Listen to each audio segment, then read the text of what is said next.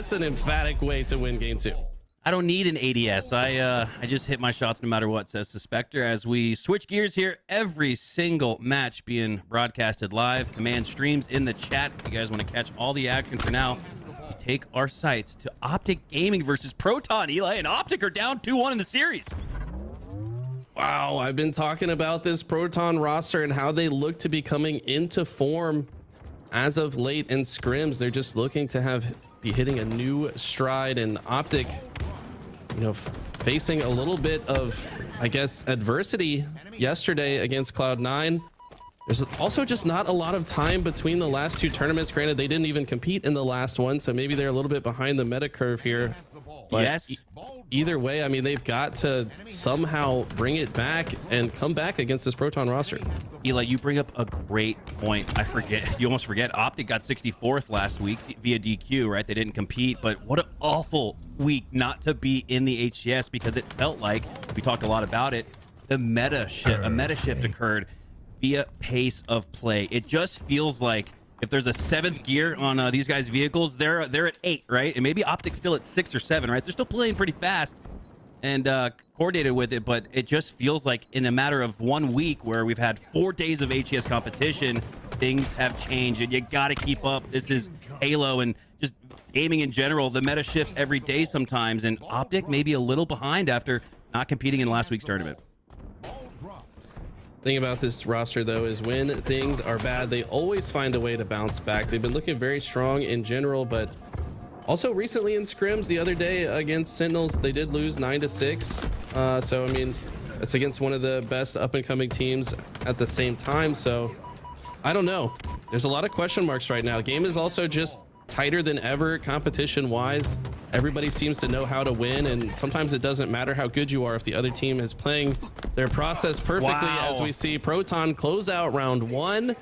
Can they potentially pull the upset? They only need one more round of win to send Optic out in top 12. Is that correct? Yes. This would be for, right? I think this is for top 8. Yeah. Wow. No way, dude. When Optic got top 6, I was kind of scratching my head. If you double that up, I'm just gonna probably assume that you're lying, but this is what's happening. And feel like what a massive win this would be here for this former business roster. Wow. Now Proton. I always talk about how seeing is believing. A victory like this in a tournament, granted it's online, sure, but a victory like this could really spur the confidence, especially of a guy like the Last Shot, who's a rookie. Kill. He needs to have a little bit of those seeing is believing moments. Manny, Druck, and Tolic, they know what they're capable of. Top 3. But Last Shot doesn't know yet, because you don't know what you don't know, right? He's a rookie. This is his first chance at competition, and what an opportunity this would be. And while I'm speaking up Proton in the Last Shot and his development and growth, Proton are growing on the lead. They take the oddball off the start, and it's 33 and rolling to 0. Now working through a masterful rotation to the C side. And if Tolic is able to just stay alive, play Gatekeeper here, it looks like what he's going to do. He could also grab that oddball and take it to the back of C and play it, but for now, it looks like he's just going to try to hold the line. He knows he's going to go down. 3 members previously went down for Proton. Tolic just trying to delay the inevitable, but now Optic have their first control of the match or of the round. And Eli, based on what we've seen so far, the match.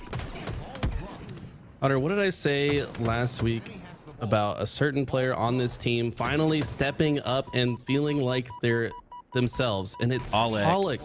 Dude, Tolic has been absolutely monstrous as of late. I mean, 20 and 11 in this game so far against Optic. That is not easy to do. Every time we're on his screen, it just looks like the man is on fire. He can't miss a shot right now. And he's been an absolute problem for Optic Gaming. If they're going to win this game and come back in this series, they're going to have to shut down Tolic first.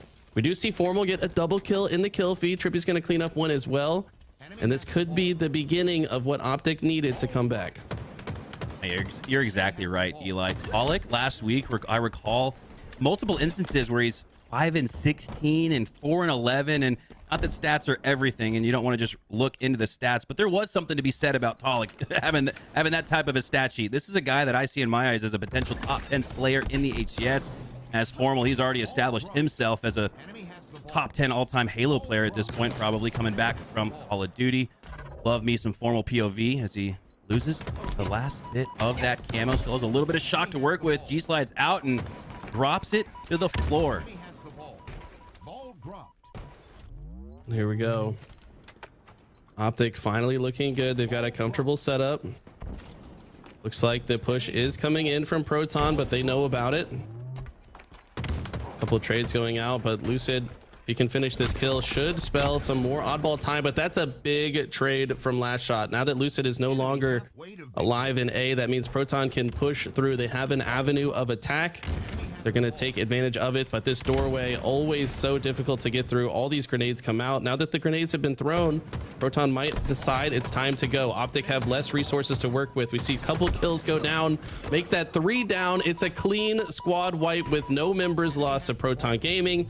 Love that process. They saw the door wide open in A, and they did not hesitate to open or to walk through it.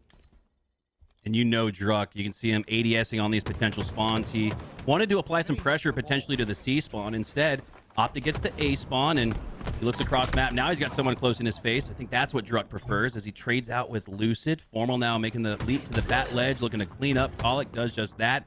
Last shot with the oddball, probably a little weak after that grenade. He is. Formal takes him down to 1 HP. Now takes on the fight with another member at the long haul. Now the bottom white hall, as Formal's kind of getting involved in everybody's mix here as he ultimately goes down. Dead Zone, though, cleans up. Formal doing enough damage to allow Dead Zone to earn some slays, and that's big. Proton go 3 down, but so too do Optic. So huge for Proton, especially in possession of the oddball, to trade out like that. But Lucid has the shock, and if he goes back to MVP Season 1 type performance, this could spell trouble for Proton, starting off with a headshot. Lucid has been consistently outstanding ever since this Bandit came out. I mean, I feel like he is just having more fun with the game in general. His Twitter feed might say otherwise, but I would say he's definitely been playing good. And look at this, another headshot. They're now only 5 seconds behind. If they can hold on to the shock rifle and keep Lucid alive, they can absolutely win this round, and this is exactly what they need to come back. What a difficult headshot to hit, but last shot, and his teammates have the pinch. They're going to dismantle the gold possession, and at 92-90, Dead Zone drops, and this could be it for Proton. They could just steal this round and this series. What a shock this would be. Optic Gaming are your top 12 finishers. Unbelievable.